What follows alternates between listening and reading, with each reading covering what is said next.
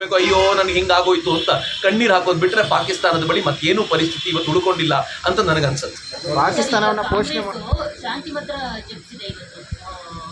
ಗಾಂಧಿಯವರ ಫೋಟೋವನ್ನು ಹಾಕಿ ಕರೆಕ್ಟು. ಕಾಂಗ್ರೆಸ್ಸಿನ ಮನಸ್ಥಿತಿ ಇದು ಇವತ್ತಿಂದು ನೆನ್ನೆಯದ್ದು ಅಲ್ಲ. ಕಾಂಗ್ರೆಸ್ ಹುಟ್ಟದಾಗ್ಲಿಂದಲೂ ಹೀಗೆ. ಕಾಂಗ್ರೆಸ್ ಹುಟ್ಟಿದ್ದು 1885 ಅಲ್ಲಿ ಎಒ ಹ್ಯೂಮ್ ಅಂತ ಒಬ್ಬ ಬ್ರಿಟಿಷ್ ಆಫೀಸರ್ ಹುಟ್ಟಾಕಿದ್ದು. ಅದು ಬ್ರಿಟಿಷರ ಬೂಟು ನೆಕ್ಲಿಕ್ಕೆ ಅಂತಾನೆ ಅವತ್ತು ಅವನು ಹುಟ್ಟಾಕಿದ್ದು. ಯಾಕೆ ಅಂದ್ರೆ ನಮಗೆ ಇದರಿಂದ ತೊಂದರೆ ಆಗಬಾರ್ದು ಅಂತ ಅಧಿಕಾರಿ ಆ ಪ್ಲಾನ್ ಮಾಡಿದ್ದು. ಆ ನಂತರವೂ ಕೂಡ ಕಾಂಗ್ರೆಸ್ ಮುಂದೆ ಏನು ಮಾಡ್ತು, ಸ್ವಾತಂತ್ರ್ಯವನ್ನು ಪಡೆಯುವಾಗ ಮುಂಚೂಣಿಯಲ್ಲಿ ನಿಂತ್ಕೊಳ್ತು. ಸ್ವಾತಂತ್ರ್ಯ ಬಂದ ನಂತರ ಜವಾಹರ್ಲಾಲ್ ನೆಹರು ಅಲಿಪ್ತ ನೀತಿಯ ಮಾತನಾಡಿದ್ರು, ಪಂಚಶೀಲ ತತ್ವಗಳ ಬಗ್ಗೆ ಮಾತನಾಡಿದ್ರು. ಅಲಿಪ್ತ ನೀತಿ ಅಂದ್ರೆ ಏನು, ನಾವು ಆ ಕಡೆನೂ ಇಲ್ಲ ಈ ಕಡೆನೂ ಇಲ್ಲ, ಸೆಂಟ್ರಲ್ ಇರ್ತೀವಿ ಅಂತ. ಹೀಗಾಗಿ ರಷ್ಯಾನು ನಮ್ಮ ಬೆಂಬಲಕ್ಕೆ ಇರಲಿಲ್ಲ, ಆ ಕಡೆ ಅಮೆರಿಕಾನು ಬೆಂಬಲಕ್ಕೆ ಇರಲಿಲ್ಲ. ಕೊನೆಗೆ ಚೀನಾ ದಾಳಿ ಮಾಡಿದಾಗ ನಾವು ಕಣ್ಣೀರಿಟ್ಟು ನಿಲ್ಬೇಕಾಗಿ ಬಂತು, ಚೀನಾದ ಮುಂದೆ ಸೋಲಬೇಕಾದ ಸ್ಥಿತಿ ಬಂತು. ನಮ್ಮ ಆರ್ಡಿನೆನ್ಸ್ ಫ್ಯಾಕ್ಟರಿಗಳಲ್ಲಿ ನಾವು ಮದ್ದುಗುಂಡುಗಳನ್ನ ತಯಾರು ಮಾಡುವ ಸಾಮರ್ಥ್ಯವೂ ನಮ್ಮ ಹತ್ರ ಇರಲಿಲ್ಲ. ಇವತ್ತು ಅದೇ ಕಾಂಗ್ರೆಸ್ಸು ಪಾಕಿಸ್ತಾನದ ಬೆಂಬಲಕ್ಕೆ ನಿಂತ್ಕೊಂಡಿದೆ ಅಂತಂದ್ರೆ ಈ ಕಾಂಗ್ರೆಸ್ಸು ಮತ್ತು ಪಾಕಿಸ್ತಾನ ಬೇರೆ ಅಲ್ಲ ಅಂತ ನನಗನ್ಸುತ್ತೆ.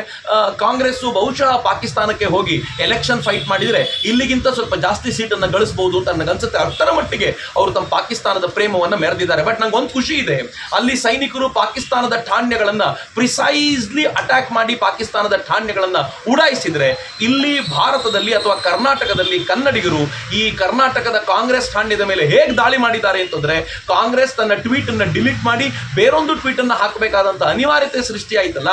ನಾನು ಕನ್ನಡಿಗರಿಗೆ ಅಭಿನಂದನೆ ಸಲ್ಲಿಸ್ತೀನಿ.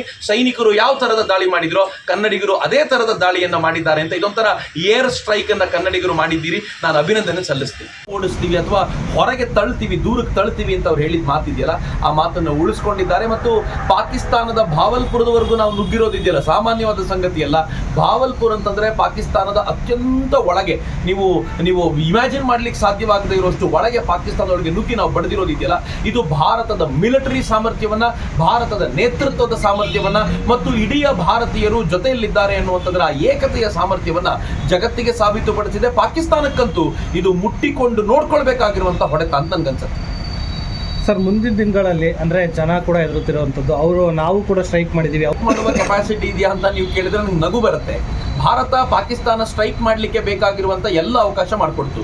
ನಾವು ನಮ್ಮ ಸಿಂಧು ನದಿಯ ಅಥವಾ ಇಂಡಸ್ ವಾಟರ್ ಟ್ರೀಟಿನ ಅಬೆಸಿನ್ಸಿ ಕಳಿಸಿದ ನಂತರ ಪಾಕಿಸ್ತಾನದ ಪರಿಸ್ಥಿತಿ ಹೇಗಾಗಿತ್ತು ಅಂದ್ರೆ, ಅವ್ರು ಹೇಳಿದ್ರು ನೀವು ನೀರು ನಿಲ್ಸಿದ್ರೆ we consider it as act of war ಅಂತ. ನಾವು ನೀರು ನಿಲ್ಸಿದ್ವಿ.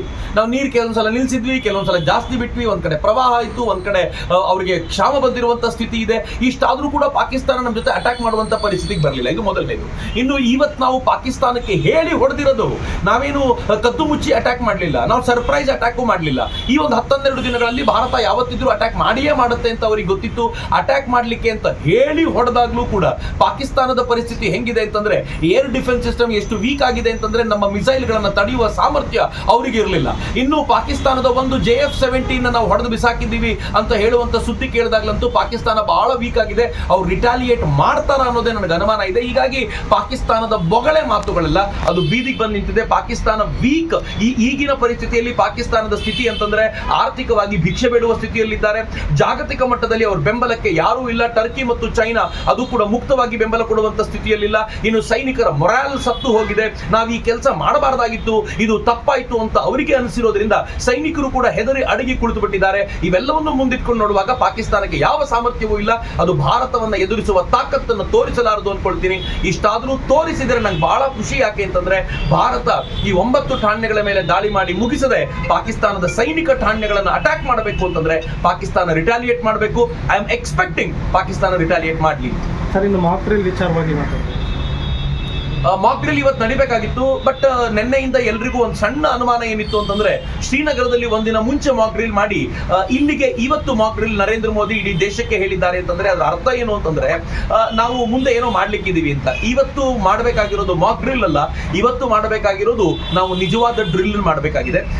ಬೆಂಗಳೂರಿನವರೆಗೂ ಪಾಕಿಸ್ತಾನದ ದಾಳಿಗಳು ಬರಬಹುದಾ ಅಂತ ಕೇಳಿದ್ರೆ ಒಂದು ಚಾನ್ಸ್ ಏನಿದೆ ಅಂತಂದ್ರೆ, ಅವರು ಡ್ರೋನ್ಗಳನ್ನು ತೆಗೆದುಕೊಂಡು ಬರಬಹುದು ಎನ್ನುವಂತ ಒಂದು ಆತಂಕ ಖಂಡಿತವಾಗಿಯೂ ಇದೆ.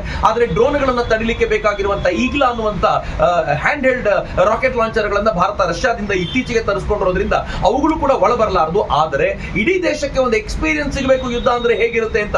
ಬರೀ ಬಾರ್ಡರ್ ಸ್ಟೇಟ್ಸ್ ಅಲ್ಲ, ನಾವು ಕೂಡ ಹೀಗಾಗಿ ಮಾಕ್ ಡ್ರಿಲ್ ನಲ್ಲಿ ನಾವೆಲ್ಲರೂ ಪಾರ್ಟಿಸಿಪೇಟ್ ಮಾಡಬೇಕು.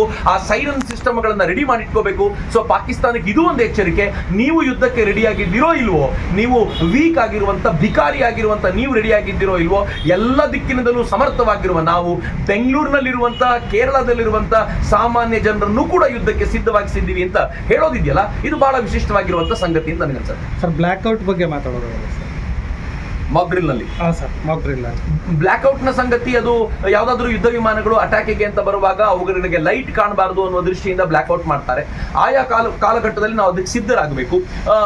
ಇಡೀ ಕರೆಂಟ್ ಹೋದಾಗ, ಕತ್ತಲಿದ್ದಾಗ ನಾವು ಲೈಟ್ ಕಾಣದಂತೆ ಅದನ್ನ ಮುಚ್ಚಿಟ್ಕೊಳ್ಳುವಂತ, ಲೈಟ್ಸ್ ಆಫ್ ಮಾಡುವಂತ ಪ್ರಕ್ರಿಯೆ ಆಗಬೇಕು. ನಿಜವಾದ ಯುದ್ಧ ಶುರುವಾದಾಗ ಸ್ವತಃ ಈ ದೇಶವೇ ಬ್ಲ್ಯಾಕ್ಔಟ್ ಮಾಡುವಂತ ಪ್ರಯತ್ನವನ್ನ ಮಾಡಬಹುದು. ನಾವು ಅದಕ್ಕೆ ಸಿದ್ಧವಾಗಬೇಕು. ಅಫ್ಕೋರ್ಸ್ ಆ ಸ್ಥಿತಿವರೆಗೂ ಪಾಕಿಸ್ತಾನ ನಮ್ಮನ್ನು ಕೊಂಡೊಯ್ಯುವಂತ ತಾಕತ್ತು ಪಾಕಿಸ್ತಾನಕ್ಕಿಲ್ಲ.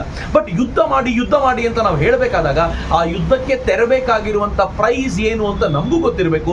ಆ ಕಾರಣಕ್ಕೋಸ್ಕರ ಟ್ರೈನ್ ಆಗಬೇಕು. ನನಗೆ ಒಂದೇ ಒಂದು ವಿಶೇಷ ಏನು ಅಂತಂದ್ರೆ, ಈ ಯುದ್ಧದಲ್ಲಿ ಬೆಂಗಳೂರಿಗೆ ಅಫೆಕ್ಟ್ ಆಗುತ್ತಾ ಅಂತ ಕೇಳಿದ್ರೆ ಅಫೆಕ್ಟ್ ಆಗಬಹುದಾಗಿರುವಂತ ಎಲ್ಲ ಅವಕಾಶಗಳು ಇವೆ, ಆದ್ರೆ ಆಗೋದಿಲ್ಲ.